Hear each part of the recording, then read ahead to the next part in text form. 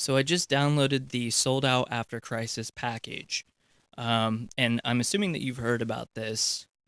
And this is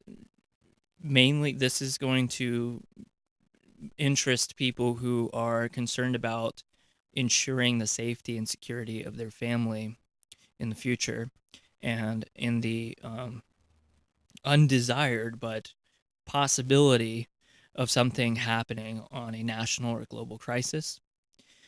So, if you think you're a prepper or would like to get into it, this is the perfect starting base. It's a complete package. This is a lot of people think that the Sold Out After Crisis is just this little manual, and it's not. There's more to it as well. There are other complementary items that are very beneficial. But the 37 food items talks about and lists the 37 items that you really need for survival that will more than likely disappear within a matter of hours from store shelves.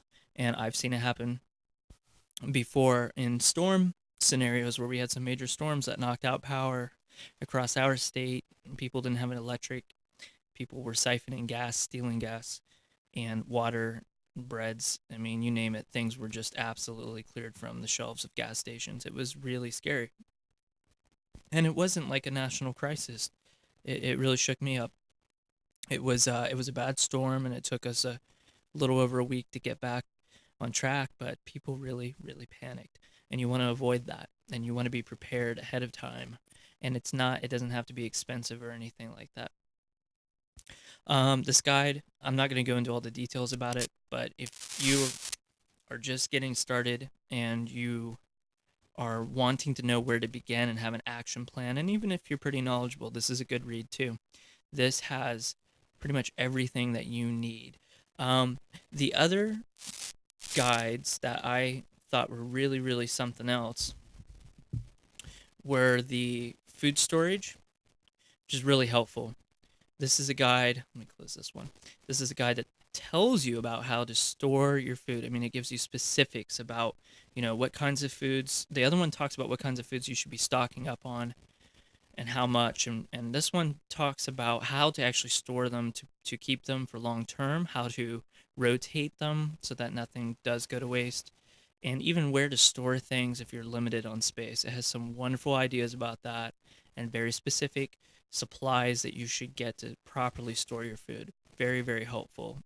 Um, the other one was off the grid survival, do it yourself energy options, which came with it. This was a real surprise to me, and I celebrated it. It's a 48-page manual that shows you how to make your own solar panels, actually for very cheap. It has photo instructions. Let's see.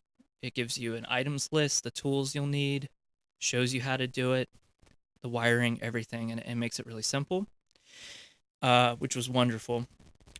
A little bit of sustainable energy if you needed that in a crisis scenario, which everybody would. And of course, then wind power, it talks about that and how you can get that up and running. This was very complete, very good as well.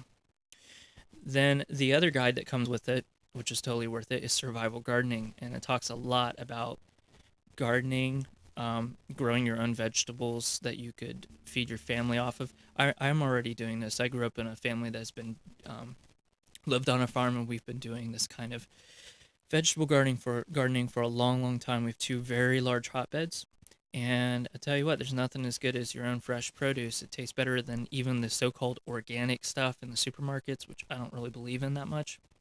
It tastes way better.